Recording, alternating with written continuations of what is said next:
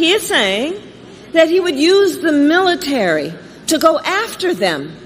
Think about this. Kamala Harris, dans une intervention alarmante, a accusé Donald Trump d'avoir l'intention d'utiliser l'armée pour s'en prendre aux journalistes qu'il n'apprécie pas.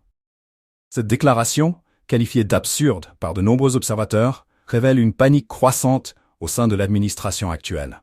Alors que les tensions politiques aux États-Unis s'intensifient, les accusations de la vice-présidente soulèvent des questions cruciales sur la santé du discours démocratique et la liberté de la presse.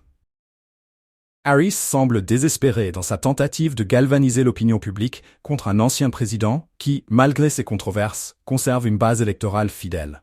En évoquant l'idée d'une utilisation militaire contre les médias, elle ne fait pas qu'élever le ton.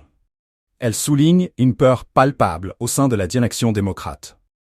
Les déclarations de ce type peuvent être interprétées comme une stratégie pour diaboliser l'opposition, mais elles peuvent également masquer une inquiétude plus profonde, celle d'une éventuelle perte de contrôle face à une montée en puissance du populisme.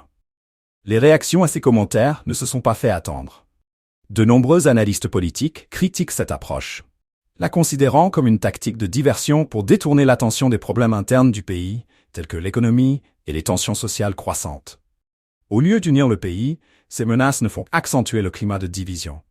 Dans une démocratie, le débat est essentiel, et ce type de rhétorique pourrait avoir des conséquences désastreuses sur le paysage médiatique. En outre, la question se pose, jusqu'où ira Harris dans sa tentative de marginaliser ses adversaires politiques?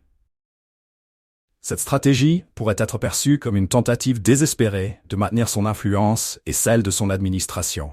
Toutefois, la diabolisation de l'opposition pourrait également se retourner contre elle, renforçant les sympathies pour Trump et ses partisans, qui se voient souvent comme les victimes d'une élite politique déconnectée.